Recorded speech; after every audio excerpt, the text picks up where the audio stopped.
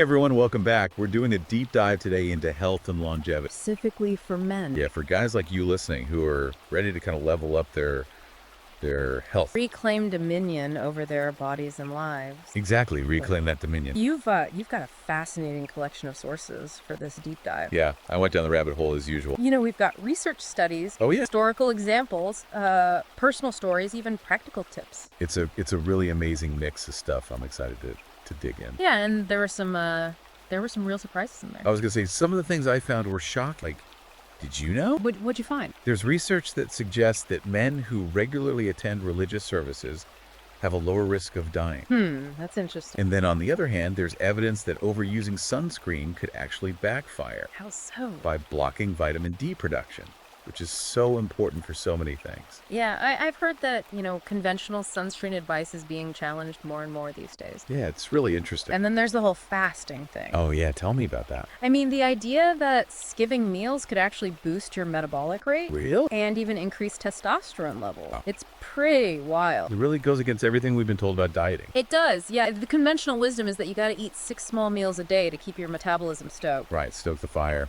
But the research is showing that that might not be the whole story. So maybe our ancestors were onto something with their, periods of feasting and fasting. Maybe so. All right, well, let's unpack all of this. One of the first things that really grabbed my attention was this idea of purpose being a powerful antidote to stress. That's a good one. There's a study from psychological science that shows that people with a strong sense of purpose actually have lower cortisol levels. And cortisol is That's the stress hormone, right? exactly the one that gets released when we're feeling stressed out. So lower cortisol means less stress? Yeah, but why is that so important? Well, we have to remember that chronic stress isn't just a feeling. Right, it's not just in our head. It actually triggers a cascade of physiological changes in the body, Oh, wow. leading to inflammation, weakened immunity, and over time, serious conditions like heart disease. So it's like stress is slowly but surely eroding our health from the inside out. That's a good way to put it, yeah.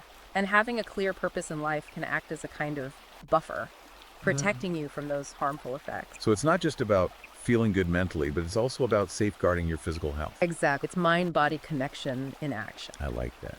And what's even more interesting is that purpose isn't something you just stumble upon. Yeah, you don't just trip over it one day walking down the street. Right, it's something you actively create. By aligning your actions with your values. Okay. By making choices that reflect what truly matters to you. So it's about taking ownership of your life and making decisions that are in line with who you are and what you want to achieve. Precisely. And this leads us to another theme that emerged from your research. The idea that embracing traditional masculine roles can actually be a pathway to better health and well-being. That one definitely jumped out at me. What resonated with you the most? I think it was the story of John. Oh yeah, John's story is A amazing. guy who went from being a stressed out corporate drone to transforming his health and relationships by focusing on being a provider and protector for his family. It's inspiring, right? Incredibly inspiring. He went from being completely burnt out to being full of energy and vitality. Yeah, and it wasn't just about him, it was about the positive impact it had on his whole family. His wife, his kids, everyone benefited from him stepping into those roles. But some people might be thinking, hold on, isn't this just reinforcing some outdated, toxic version of masculinity? Right, that's a valid concern, and it's something the sources address head on. So what's the distinction? It's not about going back to some idealized version of the past or conforming to rigid stereotypes. It's about reclaiming the positive aspects of those traditional roles. The ones that have been kind of demonized in our modern culture. Yeah, things like responsibility, providing for your loved ones, being the protector of your family. These are things that are deeply ingrained in men's biology. When men are able to express those instincts in a healthy way, it can actually lead to greater fulfillment and well-being. There's actual research to support this. Studies have shown that men who embrace these traditional roles, who find fulfillment in being providers and protectors, Yeah, tend to have lower levels of depression and anxiety. that's incredible. It really is. It's like there's this Yeah. deep-seated need within men to fulfill these roles, and when they do, it has a positive ripple effect across their entire lives. It's like a key that unlocks their potential. I like that. A key to unlocking their potential. And speaking of unlocking potential, this brings us to another key concept that's woven throughout the sources, the importance of discipline. Oh, yes. Discipline. You can't really talk about health and well-being without talking about discipline. It's the foundation, isn't it? Yeah, it's the bedrock. It's what allows us to make those consistent choices day after day that lead to lasting change. Without discipline, we're just kind of at the mercy of our impulses and our environment. Right, we're just reacting instead of acting. Exact. And the sources are full of examples of men who transform their lives through discipline. Like John, the 42-year-old father of 3 who turned his entire life around. Oh, yeah. His story is amazing. He went from being overweight, stressed out, and feeling stuck to being lean, energized, and full of purpose. And it all started with him making a decision to take control of his life. To create a routine that supported his goals. Exact. He started waking up at 5:30 every morning. Oof, that's early. Hitting the gym, focusing on eating whole, unprocessed foods. Those are all great habits. And the results speak for themselves. He lost 30 pounds. His energy levels skyrocketed, and he just seemed to radiate confidence. It's like discipline gave him a superpower. That's a good way to put it. And it's a superpower that's available to all of us. Absolutely. Anyone can cultivate discipline. It's not about being some kind of superhuman. It's about making a choice to show up for yourself consistently. It's about taking ownership of your life. Exactly. And that ownership extends to what we put into our bodies. You're talking about food. Food, yeah, fuel. The sources are pretty clear on this. Yeah. Most modern processed foods are designed to be addictive. It's true. They're engineered to hijack our brain's reward system. Wow. Making us crave more and more. And leading to a whole cascade of health problems down the line. Obesity, heart disease, diabetes, the list goes on and on. It's kind of scary to think that something we're putting into our bodies is actually working against us on such a fundamental level. It is like we're being sabotaged from the inside out. So what's the alternative? Whole unprocessed foods. Okay, back to basics. Yeah. Real food, the kind of food our ancestors thrived on. The kind of food our bodies have evolved to eat. Exact. It's not about following some fad diet. It's about nourishing your body with the nutrients it needs to function at its best. And the research is crystal clear on this. A diet loaded with processed foods is directly linked to a significantly higher risk of heart disease. It's like we're trading our long-term health for the sake of convenience in the moment. Yeah, that instant gratification. Exactly. And this brings us to a topic that I know you're particularly interested in. Hit me with it. Fasting. Okay, I'm all ears. I have to admit, I was skeptical at first too. As you should be. But the more I dug into the research, the more I realized there's something to this. So tell me, what did you find?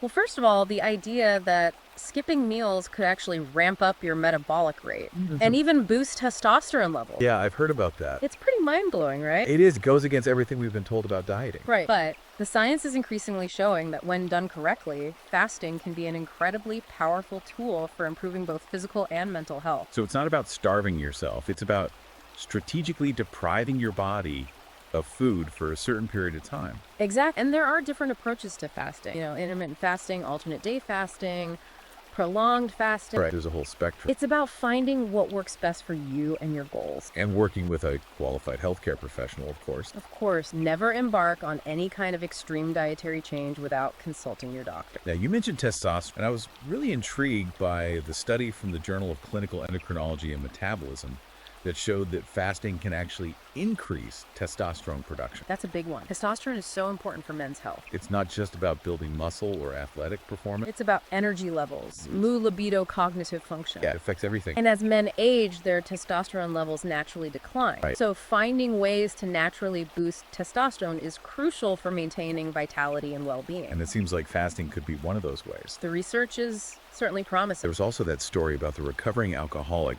who used fasting to help him break his addiction. Oh, yeah, that was powerful. It really highlighted the mental discipline and self-control aspect of it. Absolutely. Fasting isn't just about food. It's about mastering your impulses, Right. strengthening your willpower, proving to yourself that you're in control. It's like a test of your inner strength, That's a great way to put it. A way to push your limits and come out the other side even stronger. like a crucible. A crucible that forges resilience. Now, this segues perfectly into our next topic, the importance of movement.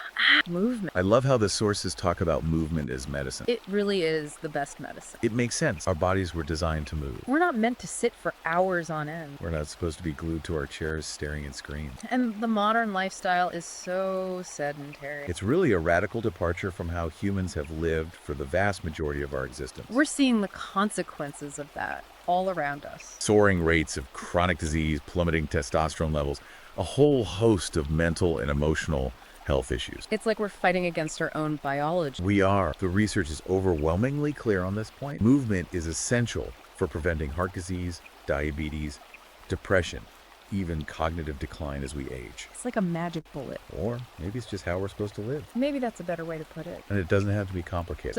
You don't have to be a marathon runner or a CrossFit athlete. Just getting up and moving your body regularly. Going for walks, taking the stairs, doing some gardening. Dance.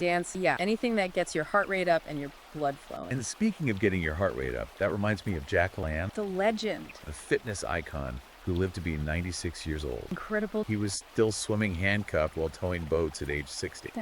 That's a testament to the power of lifelong movement. He was a true believer in the power of physical activity. He really walked the walk. He did. And he showed the world that you don't have to slow down as you get older. You can continue to push your boundaries and thrive. That's the message we need to be spreading. Absolutely. Age is just a number. And speaking of pushing boundaries, let's talk about something the sources call active recovery. Active recovery, what's that? It's the idea that even on those days when we're not hitting the gym hard, engaging in lighter movement like walking or stretching can make a big difference. So it's not about being sedentary even on your rest days. Exactly. Think of it like regular maintenance for your body, ensuring that everything stays lubricated and running smoothly. That's a great way to look at it. You wouldn't leave your car sitting idle for weeks on end and expect it to run perfectly. True. So why would we treat our bodies any differently? We need to give our bodies the same care and attention that we give our machines. Exactly. And on that note, let's move on to the next topic, the importance of community and brotherhood. Ah, yes, brotherhood. This is something that's often overlooked in our individualistic society. But the research is clear. Strong social connections are crucial for men's health and longevity.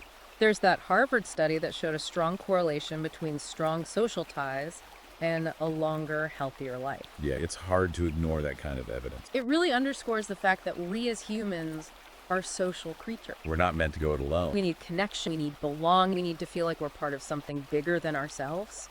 And unfortunately, modern society is making it harder and harder for men to find that sense of connection. You're right. The sources even pointed to the rising suicide rates among middle-aged men as a symptom of this crisis of male isolation. It's a silent epidemic. It really is. And it highlights the urgent need to reclaim that ancient sense of brotherhood. To connect with other men who share our values and goals. To build tribes, to create communities of support and accountability. And the sources offer some great suggestions for how to do that. Like what? Joining a men's group, volunteering, taking a class, starting a hobby. All great ideas. Anything that gets you out of your house and interacting with other people. And specifically other men. Right, because men need other men. We need that camaraderie, that shared understanding, that sense of brotherhood. It's essential for our well-being. Speaking of things that are essential for our well-being, let's talk about something that can be a real double-edged sword. What's that? Social media. Ah, yes, the digital age. It's incredible how much social media has transformed our lives in such a short period of time. It's both a blessing and a curse. It's a powerful tool for connection and communication. But it can also be incredibly addictive and destructive.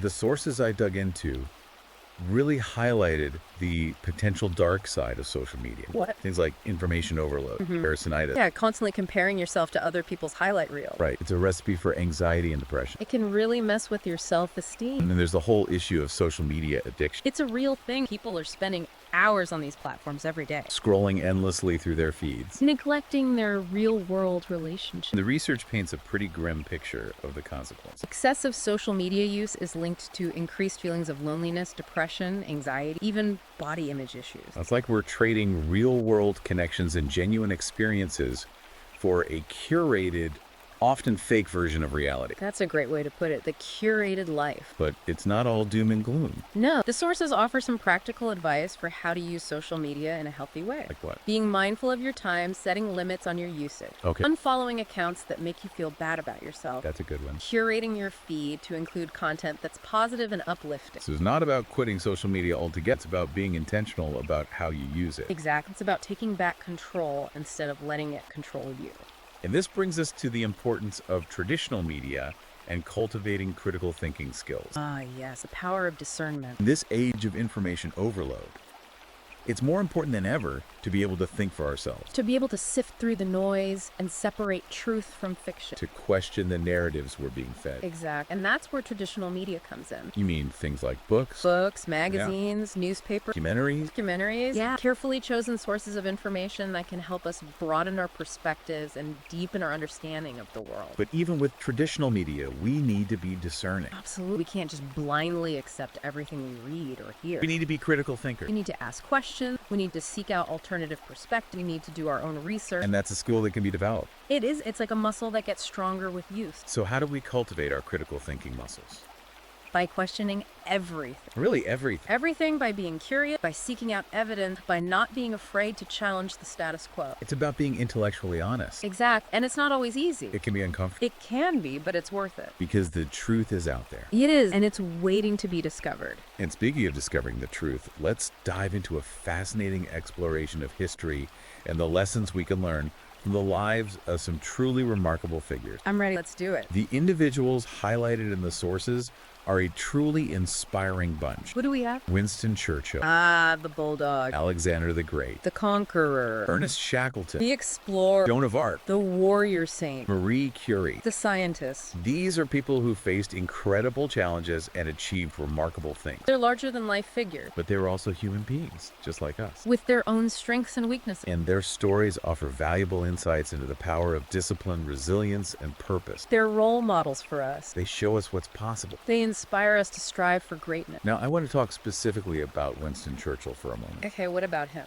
His emphasis on the importance of rest as a key to maintaining energy and focus during wartime. That's interesting. You wouldn't necessarily think of rest as a wartime strategy. But he was adamant about it. What did he do? He would take naps every day. Naps. He would go to bed early. Wow. He would even take breaks during the day to go for walks in the garden. So he was prioritizing his well-being even in the midst of a global conflict. Exactly. He understood that in order to lead effectively, he needed to be at his best, both physically and mentally. And that meant taking care of himself, It's a great reminder that rest is not a luxury, it's a necessity. especially when we're under pressure. We can't pour from an empty cup. That's a good analogy. And speaking of pouring from a full cup, let's talk about Alexander the Great, Okay, what about him? his relentless pursuit of physical and mental excellence. He was a machine, wasn't he? He was a force of nature. Driven by an insatiable ambition. He trained his body and mind to the limit. He was a master strategist. A brilliant tactician. And he conquered most of the known world by the time he was 30. It's both inspiring and a little bit intimidating. His story is a testament to the power of self-discipline and the ability to push beyond perceived limits. It's like he had no off switch. He was always striving for more. And then we have Ernest Shackleton, The Antarctic explorer. whose story is a masterclass in resilience. Talk about a tough guy. He led his crew through some of the most unforgiving conditions on Earth, Stranded in the Antarctic for months. facing starvation, freezing temperatures. And yet he never gave up. He never lost hope, He kept his crew alive. and he brought them all home safely. It's an incredible story of human endurance. A testament to the power of the human spirit to overcome seemingly insurmountable obstacles. What about Joan of Arc and Marie Curie? They were both remarkable women who defied the expectations of their time. Joan of Arc, the warrior saint who led the French army to victory. Marie Curie, the scientist who made groundbreaking discoveries in radioactivity. Both of them faced incredible challenges. Joan of Arc was burned at the stake, Marie Curie died from radiation poisoning. but their legacies live on. You're an inspiration to us all. Their stories show us that anything is possible if we have the courage to pursue our dreams. No matter the obstacle. And that brings us to an exciting glimpse into the future of longevity, Future of longevity. a field that's rapidly advancing and offering new possibilities for extending our health span. What are some of the most promising developments? Well, the discussion on epigenetics, Epigenetics. the idea that our lifestyle choices can actually influence how our genes express themselves and potentially even reverse negative health outcomes. It's a revolutionary concept. It challenges the traditional view of genes as our fixed destiny. It's like we have more control over our genetic blueprint than we thought. We're not just victims of our genes. We can actually influence how they behave. And then there's the exploration of telomeres, Telomere. the protective caps on the ends of our chromosomes that shorten with age. Right? I've heard about those. The research showing that factors like exercise and diet can actually slow down that shortening process. That's really promising. It suggests that we might have more control over the aging process than we previously thought. So we're not just passengers on this train. We can actually steer it in a certain direction. Exactly. And the future of longevity research is full of exciting possibilities. Things like gene editing, stem cell therapy, personalized medicine. It's an incredible time to be alive. It is. The future is full of potential. So what are we waiting for? Let's dive in. Let's do it. It's amazing how these sources connect the dots between modern health practices and the wisdom of our ancestors. Yeah, it's like we've lost touch with some fundamental truths about health and well-being that people understood intuitively in the past. You know, a great example of this is the story of the Finnish farmers in North Karelia. Oh, tell me about that. Back in the 1970s, they had some of the highest rates of heart disease in the world. Really? But through community-led initiatives focused on simple lifestyle changes. Like what? Like cutting back on saturated fat, eating more fiber, and just being more physically active. Back to basics. Exactly. They were able to dramatically improve their health outcomes. It's a powerful example of how collective action and a focus on the fundamentals can make a real difference. It really is. And speaking of fundamentals, let's dive into a topic that's often overlooked, but absolutely crucial. What's that? Sleep. Ah, yes. Sleep, the foundation of good health. The sources I dug into were pretty adamant about sleep being non-negotiable. They're right. It's not just about waking up feeling refreshed. Right. It's about giving our bodies and minds the time they need to recover, repair, and recharge at a cellular. It's like hitting the reset button. Exactly. And the research is crystal clear. Chronic sleep deprivation increases the risk of a whole host of problems. Like what? From heart disease and diabetes to depression, anxiety, and even cognitive decline. So it's not just about feeling tired. No, it's about protecting your health. It's like we're slowly but surely sabotaging ourselves by not getting enough sleep. I think that's a good way to put it. So what can we do about it? Well, the good news is the sources offer some great practical tips for improving sleep hygiene. Okay, give me the goods. One of the most important things is establishing a consistent sleep schedule. Even on weekends. Even on weekends, it's about training your body to expect sleep at certain times, Makes sense. which makes it easier to fall asleep and wake up feeling more energized. So consistency is key. Absolutely. Now, another tip is to create a sleep-friendly environment. What does that mean? Dark, quiet, and cool. So no screens in the bedroom. Right. The blue light emitted from electronic devices can suppress melatonin production, Tonin. the hormone that helps regulate your sleep cycle. Oh, right. Like we're telling our brains to stay awake even when we're trying to wind down. And what about caffeine and alcohol before bed? Those are big no-nos. Really, even just 1 cup of coffee. Even 1 cup of coffee in the evening can interfere with your sleep. Wow, I'm definitely guilty of that one. And alcohol might make you feel sleepy at first, but it actually disrupts your sleep cycles later in the night. So you wake up feeling groggy and unrested. Exact. So dark, quiet, cool, no caffeine or alcohol before bed. What else? The sources also recommend a digital curfew. What's that? No screens at least 2 hours before bed. 2 hours. Yeah, it gives your brain time to unwind and disconnect from the digital world. That's a tough one, but I'm willing to try it. I think it's worth it. Now, what about people who work shift work? That's a tough one. Shift work can really wreak havoc on our natural sleep pattern. It's like working against your body's natural rhythm. Exact. It disrupts those circadian rhythms we were talking about earlier. So what can shift workers do? Well, the sources recommend prioritizing sleep hygiene as much as possible. Things like blackout curtains, white noise machines, and sticking to a strict routine can help to minimize the damage. But it's not a perfect solution. Unfortunately not. It's a tough situation to be in. You know, shifting gears a bit, another powerful force that the sources talk about is sunlight. Yes, the sun. It's incredible how much impact sunlight has on our health and well-being. It's essential for life. It's like our bodies are hardwired to thrive in sunlight. We need it for vitamin D production, Right. for mood regulation, for immune function. And it affects everything. And the research backs this up. Studies have shown that regular sun exposure can improve sleep quality, boost your mood, reduce inflammation, and even increase testosterone. But it's also important to be mindful of overexposure. Absolutely. Especially during peak hours when the UV index is high. So what's the sweet spot? It depends on your skin type. Okay. But in general, it's a good idea to get at least 15 minutes of sun exposure per day. Without sunscreen. Without sunscreen on as much skin as possible. And if you're going to be out in the sun for longer periods of time, Then definitely wear sunscreen. use common sense. Exact. And listen to your body. If your skin starts to turn pink, it's time to seek shade. Absolutely. Now, speaking of things that can make us feel uncomfortable, the sources also delve into the potential benefits of cold exposure. Cold exposure. Yeah, things like cold showers, ice baths, cryotherapy. That's not for the faint of heart. It's not, but the sources suggest that it can have some surprising benefits. Like what? Increased energy levels, reduced inflammation, Interesting. improved mood. I'm intrigued. Tell me more.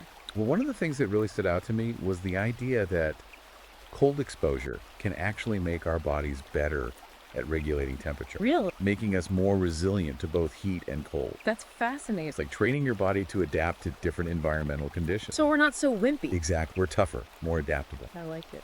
And the sources also discuss the possible benefits of cold exposure for things like boosting metabolism and even enhancing mental clarity. I've heard about that some people swear by cold showers for boosting their focus and productivity. And I have to say, there's nothing quite